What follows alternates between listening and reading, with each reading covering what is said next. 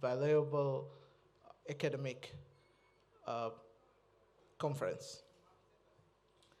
Looking at the title of today's keynote address, Beyond Education 2030, Shaping Education and Skill Systems for Tomorrow, Meaning for Future. This indicates going beyond Sustainable Development Goal 4. Looking at the global agenda for education, we this is very important to look into the global agenda for education during the past 35 years and also the 5 years that we have to achieve the SDG goals of 2030. The EFA, the Education for All movement, started in 1990. The main focus was to meet the basic learning needs of every child, youth, and adult. But again, in the year 2000, we came across with the Millennium Development Goals, and these two global agendas, they ran concurrently till 2015. But the main goal or main focus of MGD was to achieve universal primary education with broad 8 goals. And then now we have the Sustainable Education Goals, SDGs, and the time frame is 2015 to 2030. And now we are here in 2025, and we have only 5 years remaining to achieve these targets. So I'm not going to the details of the entire global agendas for education that we experienced over the 35 years and also the targets that we have for the 2030. But we should go beyond 2030, but still it is a responsibility of all of us to achieve the 2030 as well. So in today's presentation, I will use the future triangle as a guide to organize my talk. And then if you look at the future triangle, this is a foresight method that is used to identify the plausible futures or the futures that we want that emerge in right between 3 pushing and pulling corners, and each with its own drivers and also the exhibitors. The first one is the weight of the past. So when we talk about the strategic foresight, in any sector or in any field, we should understand the past trends and also the events. And also we should understand the present scenarios and also the present situation. So this is what we call a push of the present. So we should understand the current trends. And then we have the pull of the future, which is the visionary ideas, and also the preferred future, the future that we want. So the future thinking or the future or the strategic foresight in education can be developed with the help of such a triangle. And I will use this triangle as a guide for my talk for today. So if you look at the 3 corners and also the middle one of the triangle, that is the future that we want. So first of all, we should understand what are the weights and pushes of this triangle. And it is also important to understand the present situation or the current trends, and which will help us to think about our future.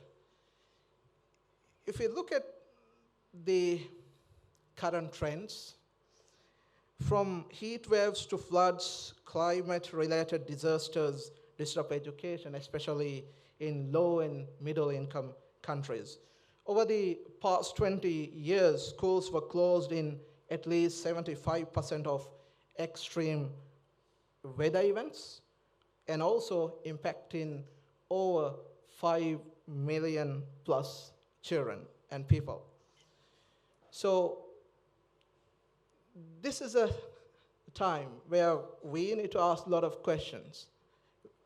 For example, if we ask the question, like, did you know that children exposed to heat waves in early life are predicted to lose up to 1.5 years of schooling?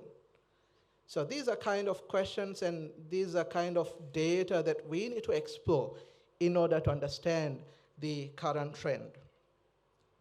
There are parts of broader patterns of climate shocks, such as like floods, drought, and natural disasters that are pushing children out of school. And also, this will widen the learning gaps globally. If you look at the data of 2023, we know that there are 272 million children and youth who are out of school. And even among them, if you look at the gender disparity, 133 million girls are out of school according to the SDG scorecard of 2025. Whereas like 130 million boys are out of school. So this is something alarming when we move ahead with SDG 4.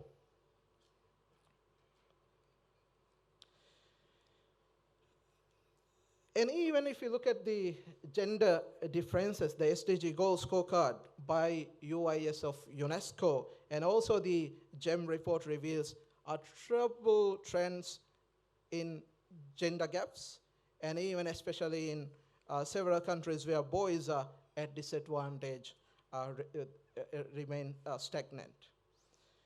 So if you look at these figures, it shows that 270 million children and adolescents were out of school due to several reasons.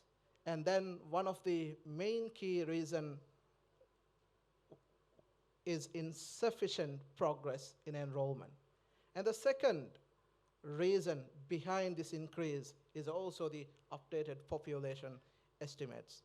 We know that the data is very important, and also the reporting these data from different countries, that's also something really important. But if you look at this is not the full picture. Emergencies and conflicts, such as wars on leave children invisible in administrative data, and also the current models may be underestimating true scale by up to 13 million children. So these are not just numbers. This is something we need to understand. These numbers reflect a failure to deliver on the promise of quality education for all by 2030. And even the clock is ticking on SDG 4, but most education targets remain out of reach. I'm not going to the details of each and every graph on this slide, but the graphs show that at a time when global education needs are growing, international aid is heading in opposite direction. And even the GEM reports show that how current funding trends threaten to stall or reverse progress towards SDG 4. And even the world is facing a deep in education crisis, and funding is shrinking, and global aid to education is projected to fall by a quarter by 2027.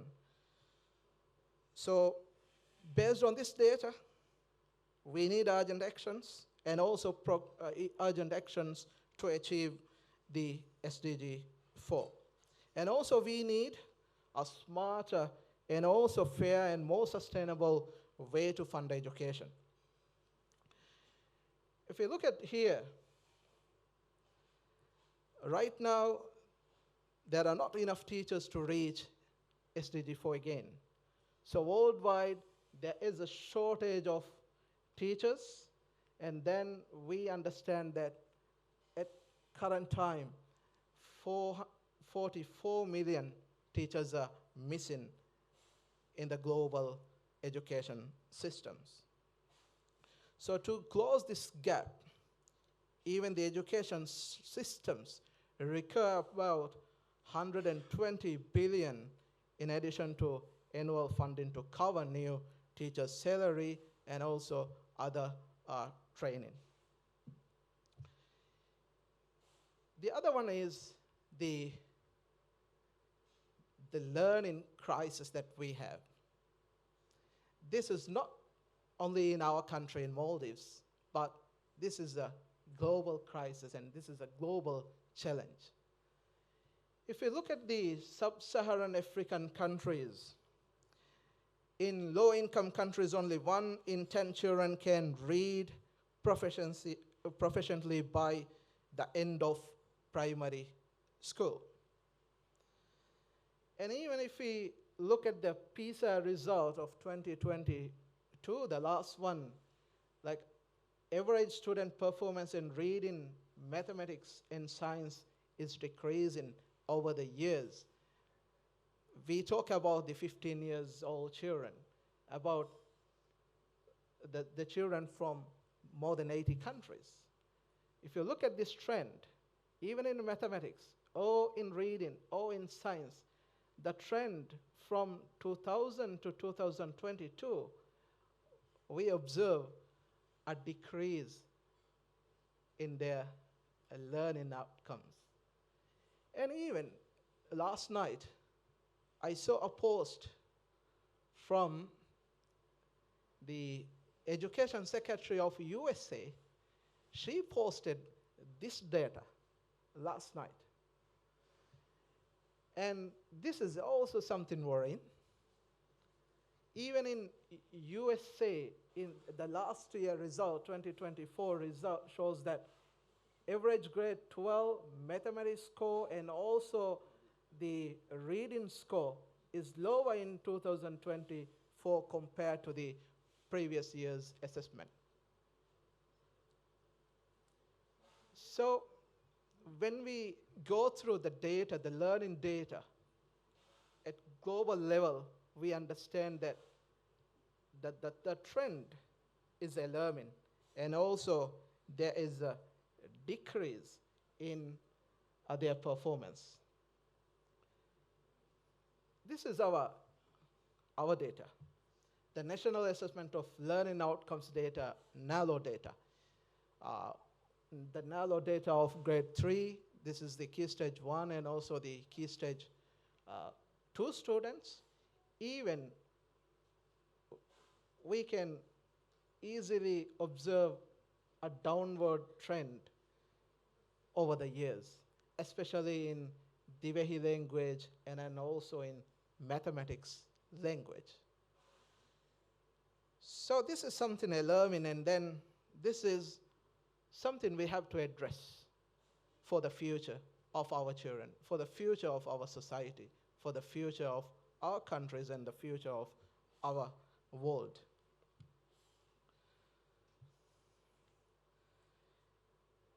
And also, according to the global reports, the SDG 4 scorecard revolves strong and growing national commitment to the SDG benchmarking process. But there are a lot of things that we have to do from the policy and planning side and also from the implementation side. If you look at the labor market, it's also undergoing rapid changes because of different scenarios, different situations, such as technological change, green transition, and also the economic uncertainty and geo-economic fragmentation, demographic shifts. Even in our country, the decrease in population, that is something we need to address when we do planning and when we strategic foresight.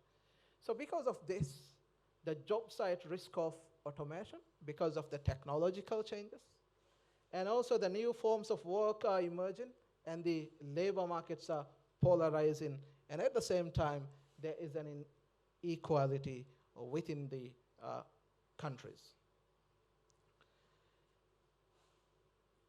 If you look at the future trend and also the core skills of 2025,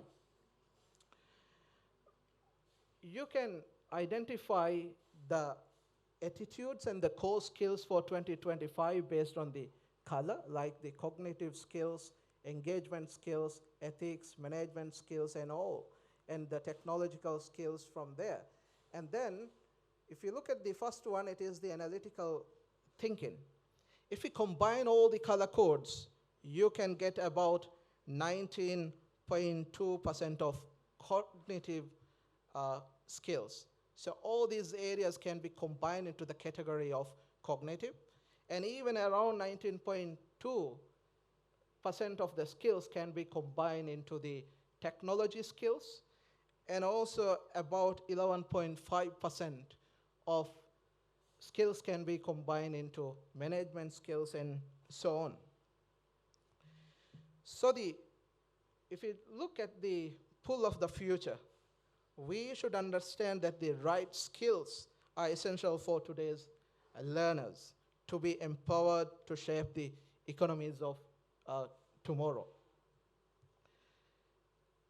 This is why we need quality education, and this quality education is an integral to economic growth of any country. So if we want a very strong human capital development within our country, we need to have a strong quality education. And this quality education gives individuals the skills they need to participate in the labor market. And definitely, we need to make a lot of investments in this area. So this is one of the posts from the Global Partnership in Education, GPE. They mentioned that education is the backbone of human capital, which is a critical pillar of economic growth. So this is the largest education funding agency in the world right now. And if you look at the skills of 2030, if you like, put it in order, the AI and big data comes first, and also the networks and cybersecurity and critical thinking and technological literacy, and interestingly, the curiosity and the lifelong learning comes in like 6th position. And we understand that even now, some of these soft skills of 20th century are now hard skills of today. And I believe that in future, most of these soft skills will become hard skills in the future. And even the industry partners and also the companies, they will look for these important growing skills for the future. So investing in strong inclusive education system, which is a key to equip young people or young children with what they need to drive growth and create prosperous, sustainable societies.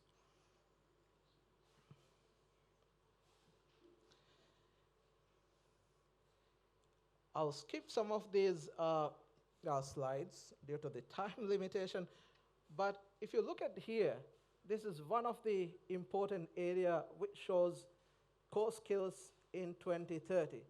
And even those are the skills which are out of focus skills, and these are some studies, some study skills, and also the emerging skills are at that corner. So we need to understand what are the important skills we need for our children when we shape our education system, when we shape our skill systems. Looking at this one, this is what we call the race between education and today. Even before the first industrial revolution,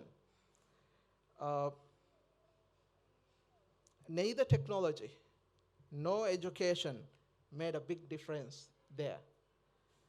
But most people lived quite happy on their fields, and also they were self-sufficient during this time.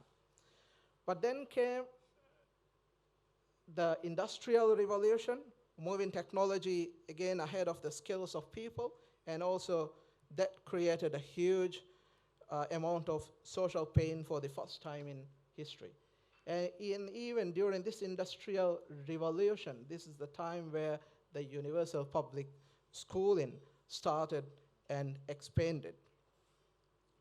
So when we look at this one, we should understand that with the digital revolution, and also we have a lot of future technology, we have to shape our future education, not only the school education system, but the skill systems and also the higher education system with enhanced technology. So the learner agency is going to be one of the important skills for tomorrow, for the future. Not only the learner agency, but there are many other important skills. But I have highlighted this one because the students need to have the ownership over deciding what they know, what to do, and even students should know how they want to learn, and also how do they learn best, and where do they want to learn. And even the future-ready students exercise agency in their own education and throughout the life. So agency requires ability to frame in a guide purpose and also identifying actions to achieve a goal. So OECD Education 2030 stakeholders, they co-develop a framework called Learning Framework 2030, which is a learning compass that shows how young people can navigate their lives in their world as well. So if you look at this one, this is also the OECD Trend Shaping Education 2025. This is an imaginary, these are imaginary future scenarios. There are 3 future scenarios. One is the continuation scenario, another one is the transformation scenario, and the other one is the collapse scenario. So the future thinking or the strategic foresight provided these 3 scenarios for us. If you look at the first one, it assumes that current trends continue in the same direction and also in same pace. But if you look at the transformation scenarios, which assume some transformative force has brought about significant changes, and these forces can be, or these phases could be technological, social, and also ecological changes. And if we look at the collapse scenario, which assume a breakdown of a dramatic magnitude in one or more aspects. So these are some of the scenarios. Based on these scenarios, we can also ask a lot of questions when we apply the future thinking. So what challenges and opportunities and also the tensions could be the trends in the future, the futures present for different education stakeholders. We have number of stakeholders within our education system. So this is the time where we need to ask a lot of questions. This is the time where we need to think about our future.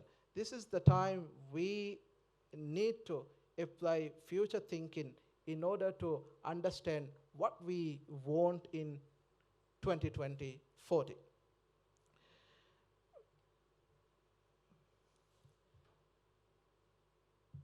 And if you look at the very specific scenarios of future schooling, again, OECD brought 4 different scenarios. The first one is schooling extended, which is more like of the existing system, but it is extended with incorporating technology and other important elements. But if you look at the education outsource and schools as learning hubs and schools as you go, if you understand and if you go through these different scenarios, I believe that we can work with some of these scenarios to create and to shape our existing education system and even education systems at a global level and also at local level. So again, I'm not going to the details of the OECD, the 4 scenarios of future of schooling, but let me come to our local context. Based on all these different trends and even current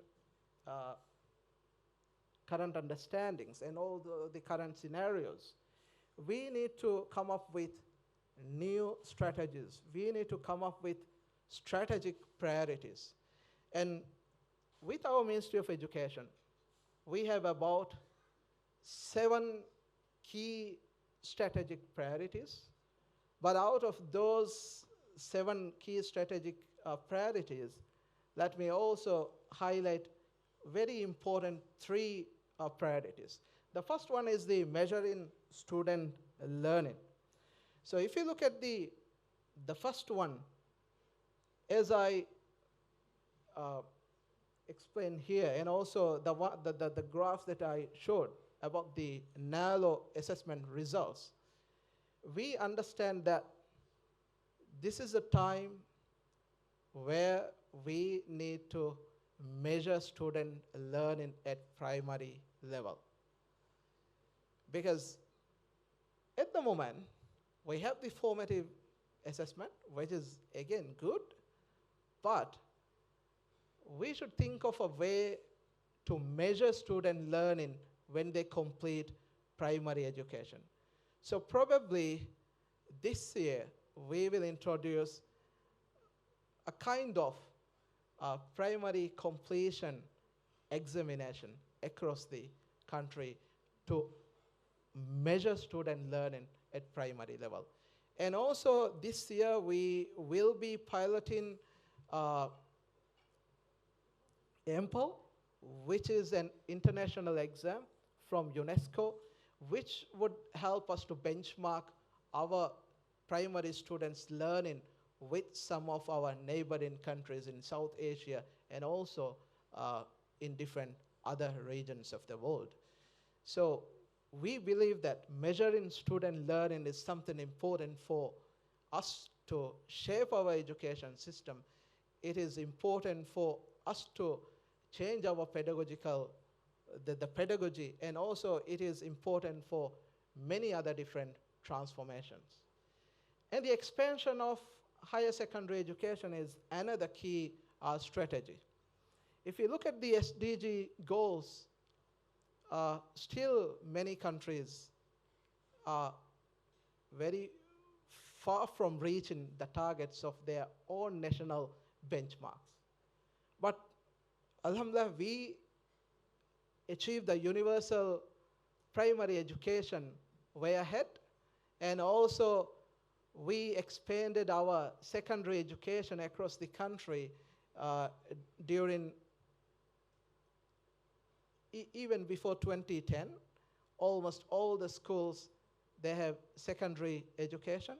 And now this is the time we need to universalize higher secondary education in the country. Because if you look at the global data, if you look at the forecast, it seems that globally we will be able to achieve universal primary education even, I think, after 20, 30 years. And even we will be able to achieve the universal higher secondary education close to 2080. But for us, for Maldivians, for our country, I think this is the time we should start this expansion exercise. This is the reason why we came up with higher education pathways. Because now we have the academic pathway, and also in few schools we have the BTech. But even if you look at our existing education, the policies, there are a lot of limitations of introducing A-level in new schools, and also even there are kind of very fixed high-level academic criteria to get the entry for A-level. So we believe that we need to revise the entry criteria of A-level as well to give more flexibility, more opportunity for our children to pursue higher secondary education. And also we need to come up with a different pathway, the school Tibet pathway, which is school-based Tibet. Because if you look at the OECD countries, some of the countries have school-based dominant higher secondary vocational education programs. Like South Korea or Singapore, they have school-based vocational education. But if you look at the Germany or Switzerland, they have more of apprenticeship, which is work-based Tibet programs. Because we all understand that all students who complete their compulsory education at grade 10, they won't be able to pursue with academic track. They need options. They need flexible ways of learning in future. So this is the reason why we came up with school-based Tibet. And in school-based Tibet, we are going to offer BTech program and also school Tibet courses. And this is one of our dreams to have vocational higher secondary schools in the country. And I think this is a time we need to start with vocational higher secondary schools. So students will get the opportunity to go and study with academic track in academic higher secondary schools, and also with vocational higher secondary schools. But still, there will be some students who would prefer more flexible pathway of learning, and also who would prefer to go to industry and then learn. And then this is the time we need to provide them with the work-based Tibet, which is the apprenticeship pathway. So we have already developed different pathways, and this year we are going to start with the school Tibet pathway, and even in 2026 we'll be able to start with the work-based Tibet. But for the future of our education system, this is a time we need to expand our A-level. And for that, we need a lot of policy changes. For that, we need a lot of educational planning. And even last year, we piloted this program with 23 schools, and also we reopened CHSC. And because of that, again, the number of children who studied or who enrolled in higher secondary increased. And even probably this year, with the flexible pathways and also with some sort of changes to the criteria for the academic pathway, there'll be a huge number of increase in the enrollment of higher secondary children. And another one is the teacher training, because the teachers are at the heart of any transformation process. And again, this is the time where we need to invest in teachers.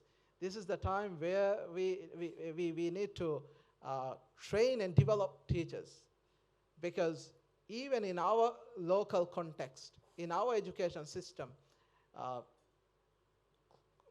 more than 2,000 teachers are missing.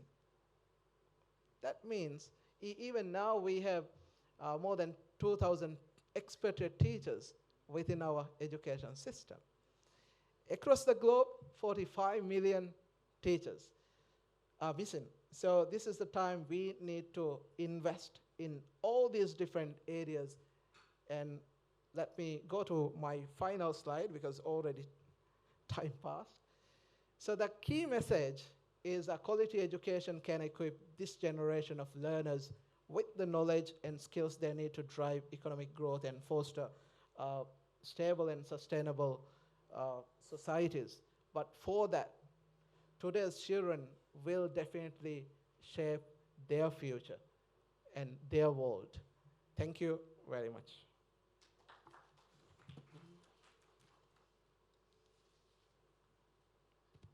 Anyone with a question, please raise your hand or give us a signal. Online participants may also send us their questions on Google Meet. None? Okay. May I now request the Rector of Villa College, Dr. Ahmad Anwar, to present Dr. Ahmad Muhammad a gift and certificate of appreciation by Villa College.